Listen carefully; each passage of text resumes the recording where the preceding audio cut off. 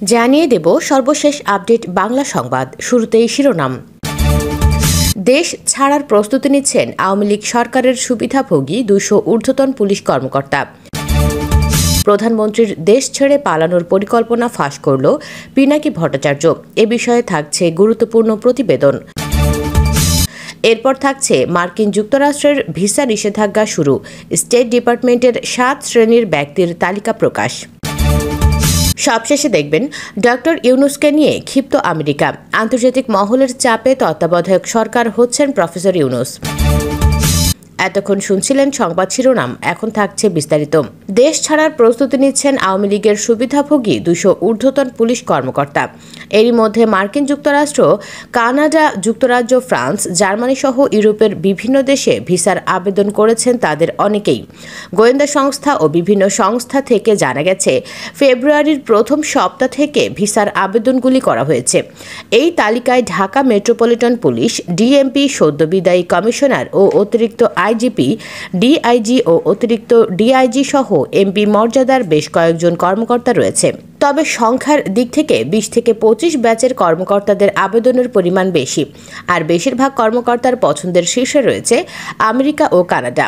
সংশ্লিষ্ট একাধিক তথ্য মতে, ডিএমপির সাবেক কমিশনার শফিকুল ইসলাম 12তম ব্যাচে, অতিরিক্ত আইজিপি রুহুল আমিন, অতিরিক্ত আইজিপি কামরুল আহসান, অতিরিক্ত আইজিপি আতিকুল ইসলাম, 15 ব্যাচের কর্মকর্তা মনিরুল ইসলাম, শাহাবুদ্দিন খান, মাহবুবুর রহমান খন্দকার, লুৎফর কবির আল মাহমুদ, কৃষ্ণপদ রায়, 17 ব্যাচের কর্মকর্তা হাবিবুর রহমান, 18 ব্যাচের কর্মকর্তা আসাদুজ্জামান মাহবুবুল আলম আমেরিকার ভিসার আবেদন করেছেন। 17 ব্যাচের মিজানুর রহমান, হাফিজ আক্তার, আনোয়ার হোসেন এবং মঈনুদ্দিন কানাডার ভিসার আবেদন করে রেখেছেন। 17 ব্যাচের আব্দুল বাতেন ফ্রান্সের ভিসা আবেদন করে রেখেছেন। 18 ব্যাচের ইমাম হোসেন এবং মোজাম্মেল হক জার্মানির ভিসার আবেদন করে রেখেছেন। 15 ব্যাচের কর্মকর্তা বনোজ কুমার মজুমদার ভারতের ভিসার আবেদন করে রেখেছেন।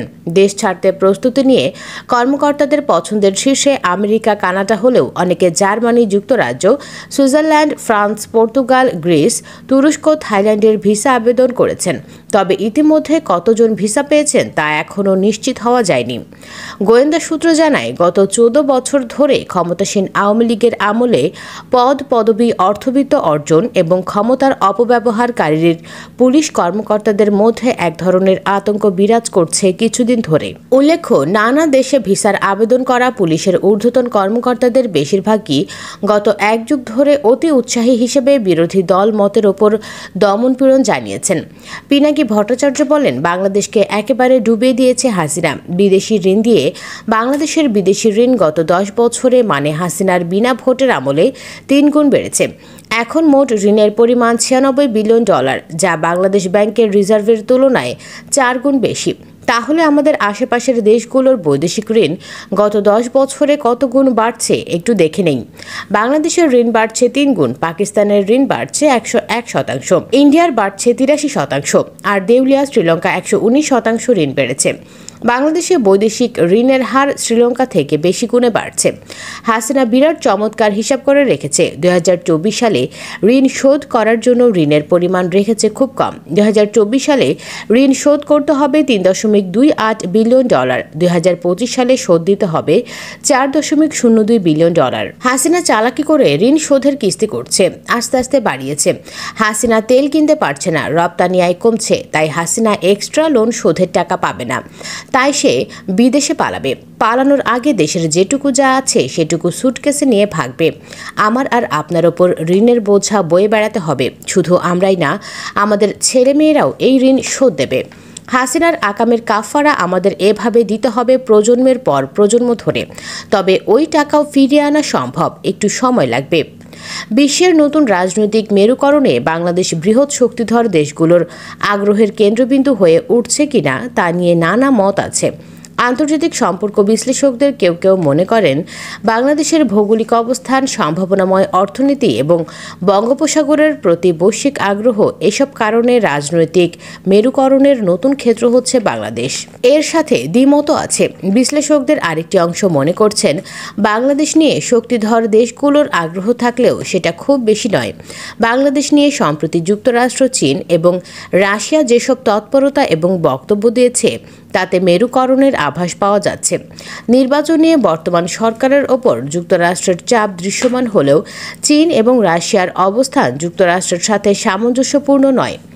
আন্তর্জাতিক রাজনীতিতেও যুক্তরাষ্ট্রের সাথে রাশিয়া ও চীনের বিরোধ এখন দৃশ্যমান। এর প্রভাব বাংলাদেশের ক্ষেত্রেও পড়ছে বলে মনে করেন বিশ্লেষকরা। বাইডেন প্রশাসনের পররাষ্ট্রনীতির একটি অংশ হচ্ছে বিশ্বের বিভিন্ন দেশে গণতন্ত্র ও মানবাধিকার প্রতিষ্ঠার পক্ষে কাজ করা। এরই অংশ হিসেবে তারা বাংলাদেশের বিষয়ে আগ্রহী হয়েছে। দ্বিতীয় কারণ হচ্ছে আমেরিকার একটা ইন্দো প্যাসিফিক কৌশল আছে, যেটি সক্রিয়ভাবে কার্যকর করতে তারা মনোনিবেশ করেছে। এ কারণে এশিয়া অঞ্চলে বন্ধু সংগ্রহে আগ্রহী যুক্তরাষ্ট্র। আমেরিকার লক্ষ্য চীন রাশিয়া বলয় থেকে বাংলাদেশকে গণতান্ত্রিক বিশ্বের বলয়ের সাথে সংযুক্ত করা বা সংযুক্তিকে আরও শক্তিশালী করা। ইউরোপীয় ইউনিয়নভুক্ত দেশগুলোও চায় বাংলাদেশে যাতে গণতন্ত্র শক্তিশালী হয়। একই সাথে এইসব দেশে বাংলাদেশকে যেসব সুবিধা, বিশেষ করে বাণিজ্য সুবিধা দেওয়া হয়, তার পেছনে মূল উদ্দেশ্য হচ্ছে বাংলাদেশের গণতান্ত্রিক প্রক্রিয়া শক্তিশালী রাখা। হাসিনা সরকারের দমনপীড়ন নিয়ে আবারও উদ্বেগ প্রকাশ করল হিউম্যান রাইটস ওয়াচ। রিপোর্ট বলেছে, প্রধানমন্ত্রী শেখ হাসিনা প্রতিপক্ষের পদত্যাগের আহ্বানের দাবিতে আলোচনা প্রত্যাখ্যান করার পর তাদের আরও দমনপীড়ন বাড়ানো হয়েছে। দেশকে কঠোর হস্তে শাসন করার অভিযোগ আছে শেখ হাসিনার বিরুদ্ধে। ব্যাপকভাবে মানবাধিকার লঙ্ঘনের অভিযোগে তার প্রশাসনের বেশিরভাগ সিনিয়র পুলিশ কর্মকর্তার বিরুদ্ধে নিষেধাজ্ঞা দিয়েছে যুক্তরাষ্ট্র। নতুন মার্কিন ভিসা নীতির আওতায় কাদের ফেলা হয়েছে, কতজনকে ভিসা নিষেধাজ্ঞা দেওয়া হয়েছে, তাদের ভূমিকা ও অবস্থান কী ছিল? এমন প্রশ্নের জবাবে ডোনাল্ড লু বলেন, আমরা শুরু থেকেই বলেছি, এই নীতির আওতায় ভিসা নিষেধাজ্ঞা যাদের দেয়া হবে তাদের নাম আমরা প্রকাশ করব না। কাউকে ভিসা না দেওয়া সহ যে কোনো ভিসার রেকর্ড মার্কিন আইন অনুযায়ী গোপনীয় তথ্য। আমি এটুকু বলতে পারি যে এই নীতি ঘোষণা করার পর থেকে সার্বিক ঘটনা খুব কাছ থেকে আমরা দেখেছি। সাক্ষ্য প্রমাণ ভালোভাবে পর্যালোচনা করার পর আমরা আইন প্রয়োগকারী সংস্থা, ক্ষমতাসীন দল ও বিরোধী দলের সদস্যদের ওপর ভিসা নিষেধাজ্ঞার আরোপ করেছে। বিরোধী দল বাংলাদেশ জাতীয়তাবাদী দল বিএনপির বিরুদ্ধে ব্যাপক দমনপীড়ন চালানো হয়েছে। এর ফলে দলটি নির্বাচন বর্জন করেছে। এ অবস্থায় 7 জানুয়ারি অনুষ্ঠিত জাতীয় সংসদ নির্বাচন নিয়ে পশ্চিমারা সমালোচনা করেছেন। তারা বাংলাদেশে গণতন্ত্রের পশ্চাৎপসারণ নিয়ে উদ্বেগ প্রকাশ করেছেন। শেখ হাসিনাকে বিজয়ী ঘোষণা করার পরপরই যুক্তরাষ্ট্র বলেছে তারা বাংলাদেশে এই নির্বাচনকে অবাধ ও সুষ্ঠু বলে স্বীকার করে না। নির্বাচনের পর 9 জানুয়ারি নিজ দল আওয়ামী লীগের দলীয় কর্মীদের এক সভায় ভাষণ দেন শেখ হাসিনা। সেখানে তিনি অভিযোগ করেন যে বিএনপি তার অজ্ঞাত বিদেশি প্রভুদের পক্ষে কাজ করছে।